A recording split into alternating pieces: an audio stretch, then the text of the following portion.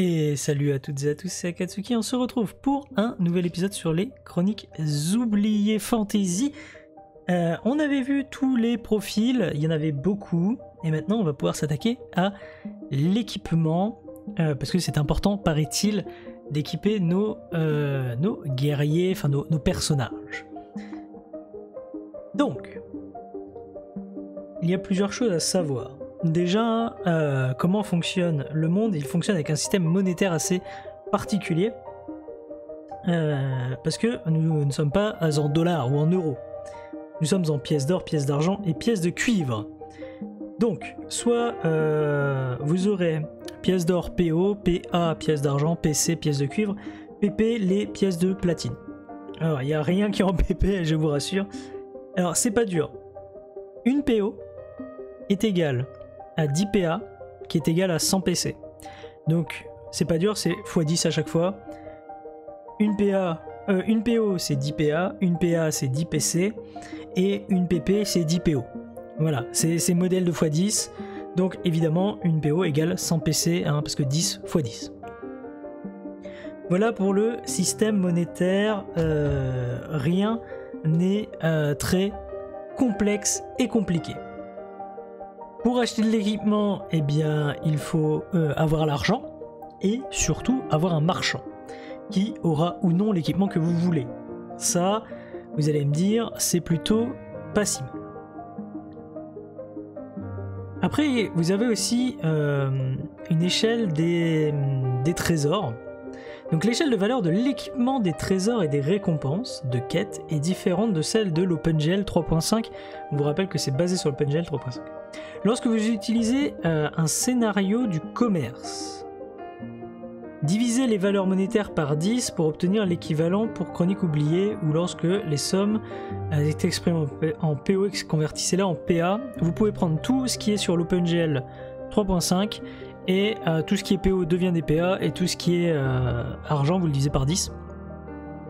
Pourquoi? Parce que dans l'OpenGL, des fois vous avez un gobelin, il a 40 pièces d'or sur lui. Pourquoi? On ne sait pas. Donc voilà. Hein, bon, on est un petit peu plus, on est un petit peu mieux là-dessus. Alors, je vous rappelle qu'on parlait, comme là on parle de l'équipement et des valeurs monétaires, qu'on avait des restrictions d'équipement. Souvenez-vous que par exemple, si on prend un profil au hasard, là je suis sur le profil du prêtre, eh bien il sait manier les armes contondantes à une main, la masse ou le marteau, et plus l'arme sacrée de son dieu. Mais que se passe-t-il si nous voulons donner un arc à notre prêtre? Mais oui, voyons, moi je veux donner un arc à mon prêtre. Qu'est-ce qui se passe? Eh bien nous sommes donc un personnage incompétent, en un seul mot, s'il vous plaît. Alors, pour manier une arme dans laquelle nous sommes incompétents, hein, ça impose un malus de -3 au test d'attaque, quelle qu'elle soit. Manier un bouclier pour lequel nous ne sommes pas formés impose un malus de -3 en initiative, en attaque et à tous les tests de force et de dextérité. D'accord? Donc ça veut pas dire qu'on peut pas les utiliser. Ça veut dire qu'on a des malus de -3. Et porter une armure pour laquelle nous ne sommes pas formés impose un malus de -3 en initiative et à tous les tests de force et de dextérité. Ça veut dire quoi? Ça veut dire que si on prend un prêtre... Non, pas un prêtre. Un prêtre c'est naze. Parce que le prêtre, il a pas beaucoup. Mais prenons un nécromancien qui sait manier uniquement la dague et le bâton. Il ne peut pas porter d'armure et il ne peut pas manier de bouclier.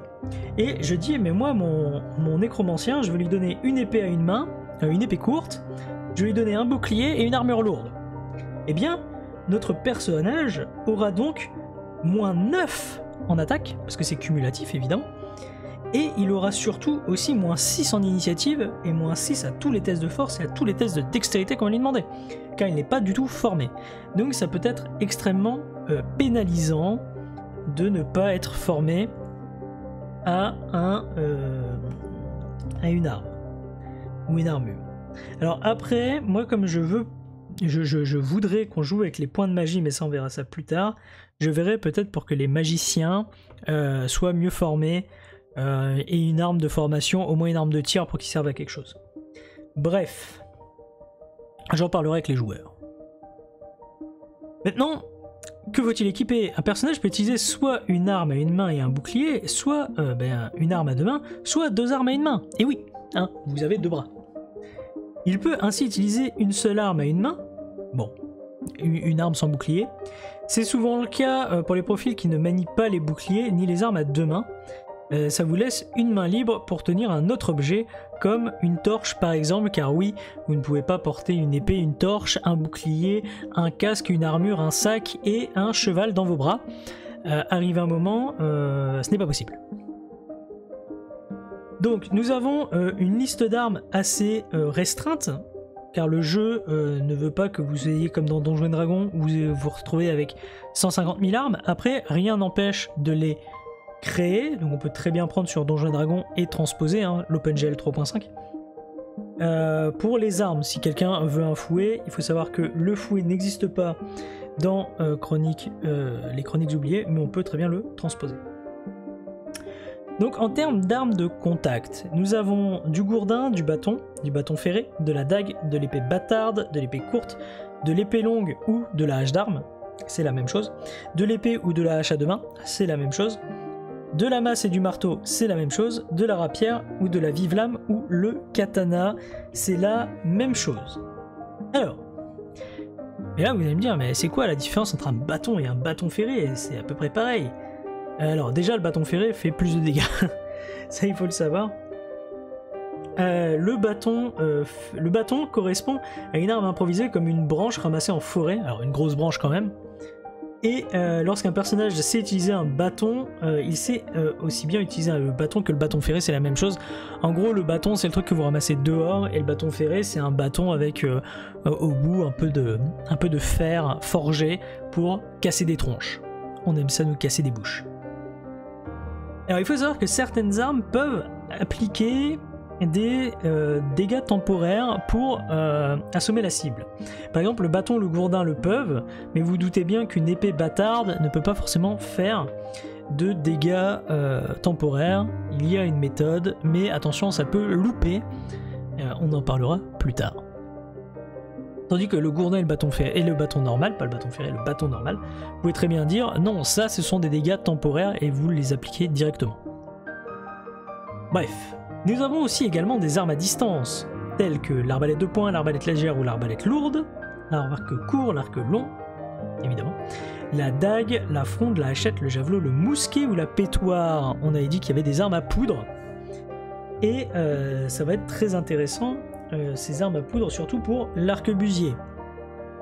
A savoir que les armes à distance ont des portées, évidemment. Vous ne pouvez pas tirer à 800 mètres avec un mousquet. Le mousquet ayant une portée de 50 mètres dans le jeu. Bien. Alors, les armes de tir sont forcément des armes à munitions.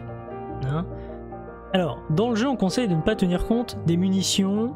Je leur en suis gré, car... alors on peut le faire, car de toute façon, dans Donjons & Dragons et tout, au bout de 10 minutes, généralement, le MJ en a marre de compter les munitions des joueurs. C'est un peu trop. Bien. Nous vous conseillons de ne pas tenir compte des dépenses de munitions. C'est fastidieux et il est souhaitable de ne pas pénaliser les profils qui combattent à distance. C'est vrai. Dans certains cas exceptionnels, cela peut cependant faire partie des difficultés inhérentes à l'aventure, une exploration de plusieurs semaines en terre sauvage. Il est nécessaire de considérer que la norme est de 20 à 50 projectiles de réserve, mais vous n'avez pas à les acheter. C'est-à-dire que si par exemple là je vous dis, bah là on part en expédition dans le nord des terres d'Osguild, vous aurez la map le moment venu. On ne connaît pas ce qu'il y a au nord, il y a une hashtag, il y a une campagne pour ça. Peut-être un jour sur la chaîne. Bah voilà, on sait pas où est-ce qu'on va aller. Très bien, bah vous prenez 50 flèches sur vous. Mais généralement, on trouve quand même des villages assez souvent, et souvent dans les villages, il y a de quoi acheter des munitions. Voilà. Alors, maintenant, on va s'attaquer aux armes à poudre. Les armes à poudre sont des armes particulières, car elles peuvent évidemment chier dans la boue. Et on aime ça, chier dans la boue. Alors, les armes à poudre. Les armes à poudre ne conviennent pas à tous les univers de jeu. C'est sûr qu'il faut... si vous dites « Ah non, je fais du médiéval fantastique pur et dur, le mec qui se balade avec un fusil à pompe, ça marche pas trop. » Mais nous, on a dit qu'on les utilisait, donc ça passera. Donc lorsqu'un personnage utilise une arme à poudre, il doit lancer un dé 20 supplémentaire, en plus de son autre dé, appelé le dé de poudre, de couleur noire ou rouge pour symboliser la poudre. Bon bref, nous on fera, je dirais au personnage, tu fais /R 1 dé 20, /R 1 dé 20, le deuxième dé 20 étant le dé de poudre si quelqu'un utilise une arme à poudre. Donc il doit l'utiliser en même temps que l'attaque, attention c'est important. Si le dé de poudre donne le même résultat que le dé d'attaque, c'est-à-dire 12 par exemple, 12. Les deux font 12. Pas avec les modificateurs, hein, en flat, en G flat, c'est-à-dire que le chiffre qui apparaît sur le dé, c'est le même. L'arme fait long feu. La poudre de la charge n'est pas mise à feu, se consume trop lentement ou explose dans une gerbe de flammes sans propulser le projectile. Dans tous les cas, l'attaque est un échec. Donc vous jetez 2 dés. Si les 2 dés font le même résultat, vous chiez votre attaque. C'est comme ça, même si vous aviez touché, vous chiez votre attaque. Premièrement, si le dé de poudre donne un résultat de 1, la poudre explose dans l'arme en infligeant au tireur 1 des 6 de dégâts. L'arme est inutilisable pour le reste du combat. C'est-à-dire que si vous faites un échec critique sur le dé de poudre, attention, là même si il n'est pas... alors, comment faire simple? Vous jetez 2 dés. Si c'est égal, ça fait long feu, vous tirez pas. Si le dé de poudre fait 1, ça vous pète à la gueule. C'est comme ça. Et si le dé d'attaque et le dé de poudre donnent tous les deux un résultat de 1, donc vous faites un double échec critique, l'arme explose, elle inflige à son tireur 2 des 6 de dégâts et l'arme est détruite. Il perd son arme. Attention, c'est extrêmement puissant. Attention de ne pas faire un double 1, sinon vous êtes dans le caca. Les armes à poudre étant longues à charger, on peut les charger en avance. Donc charger des armes à poudre en avance, les joueurs comprendront vite qu'ils ont tout intérêt à ce que les personnages chargent le plus grand nombre d'armes à poudre possible avant un combat. Afin de ne pas avoir à le faire pendant celui-ci, il faudra rapidement poser une limite à cette tactique de jeu, sous peine de voir fleurir une liste d'armes sans fin. Un arquebusier pourra vraisemblablement avoir 3 armes chargées en même temps, généralement 2 pétoires et un mousquet, plus éventuellement une coulevrine.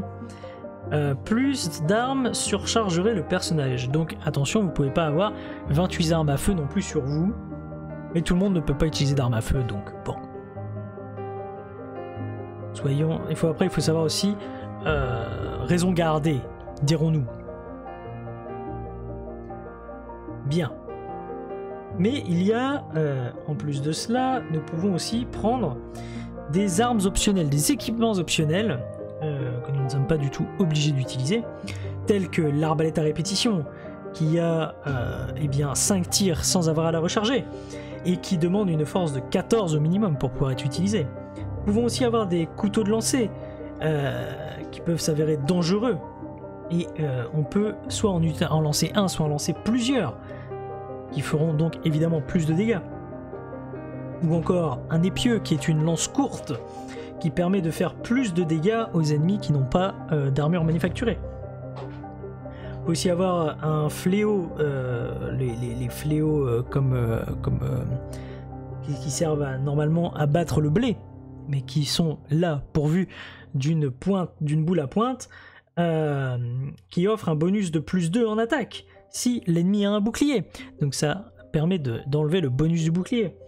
Nous pouvons aussi avoir des lances de cavalerie qui permettent de faire des dégâts supplémentaires si nous sommes en train de charger, bien qu'elles imposent une pénalité si nous attaquons au corps à corps avec, car elles sont très longues. Nous pouvons aussi avoir une dague qui sert à parer les attaques, qui s'appelle la main gauche.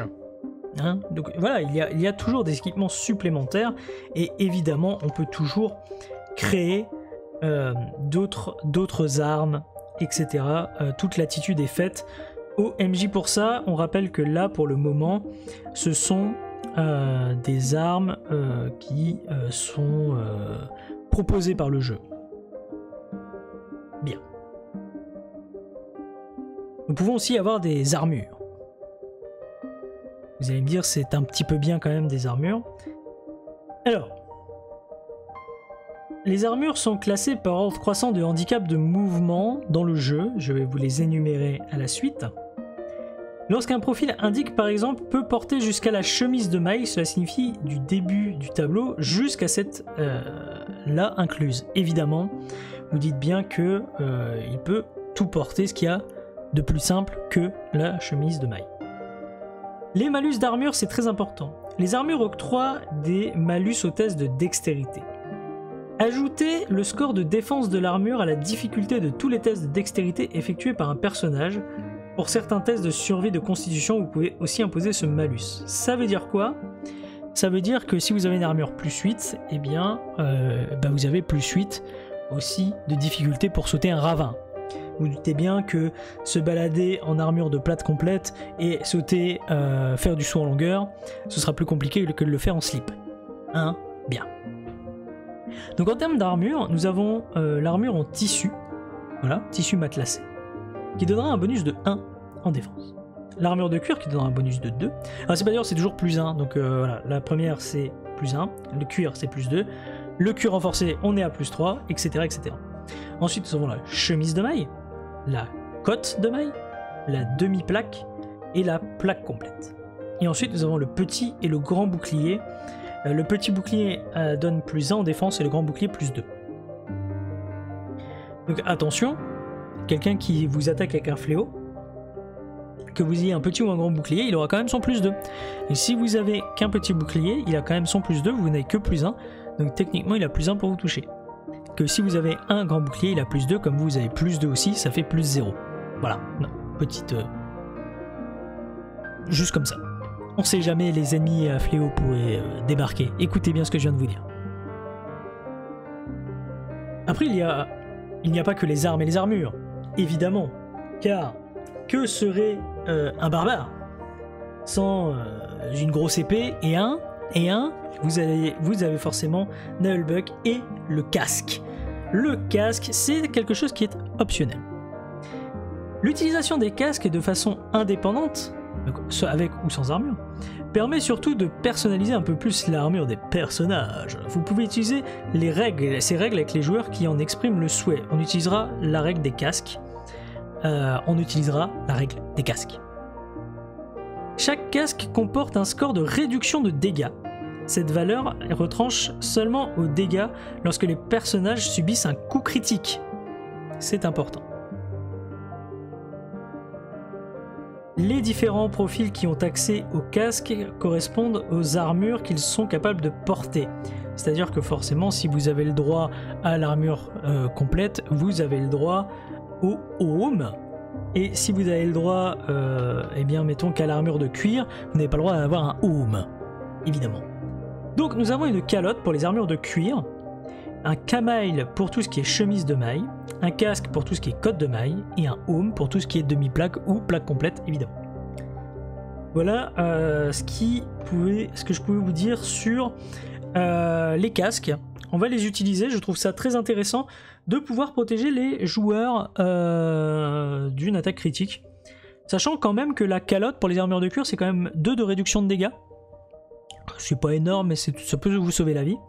Et le home, c'est quand même 8, hein, donc un mec déjà qui vous attaque avec une arme qui fait 1d4, comme par exemple un bâton fait 1d4, s'il fait un critique et qu'il n'a pas forcément de bonus de force, déjà vous subissez pas de dégâts. Hein, donc ça peut être très intéressant. Bref, continuons. Après, il y a des règles pour les coups critiques et ça peut quand même faire plus de dégâts, mais on en parlera plus tard, quand on fera les règles, le système de jeu avancé. Après, il y a d'autres biens, évidemment, hein. Vous vous doutez bien qu'un guerrier ne part pas qu'avec un casque, une épée et une armure. Un barbare, si, mais c'est comme ça. Il y a d'autres biens, il y a du matériel, des montures, on peut acheter des choses à l'auberge, ça peut être très intéressant. Il y a de l'éclairage, des biens immobiliers, nous pouvons acheter des appartements et les meubler. Stéphane Plaza serait très heureux de vous accompagner d'ailleurs pour cette aventure. Nous pouvons par exemple des briquets, des carquois de 20 flèches. Attention, on parle bien de carquois de 20 flèches. Si vous en prenez 50, il vous faut 3 carquois. Bref. Bref. On en parlera le moment venu. Disons que si vous ne prenez pas de cheval pour emmener vos équipements, eh bien vous n'aurez que 20 flèches. Bref, des briquets, des carquois, des cordes, des couvertures, des grappins, des lanternes à huile, du matériel d'écriture, de l'huile pour 6 heures, d'écriture non-stop, des torches, d'1 heure chacune, des outils de crochetage, des potions de soins, des rations ou un sac à dos. Vous allez me dire, ça peut être pratique pour transporter son matériel d'avoir un sac à dos. En termes de monture, on a quoi? Eh bien, nous avons la mule, ou un âne, un poney, un cheval de selle, un cheval de guerre léger, une carriole ou un chariot.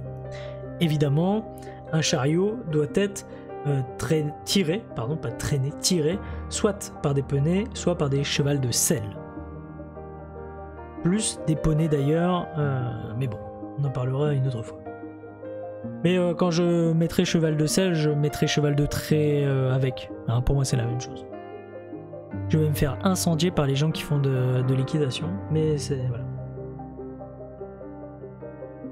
Et dans une auberge, qu'est-ce que nous pouvons boire dans une auberge? Eh bien, nous pouvons boire du cidre, de la cervoise, de l'hydromel, des grands crus, de la soupe et du pain, des repas avec de la viande, des bons repas, des banquets.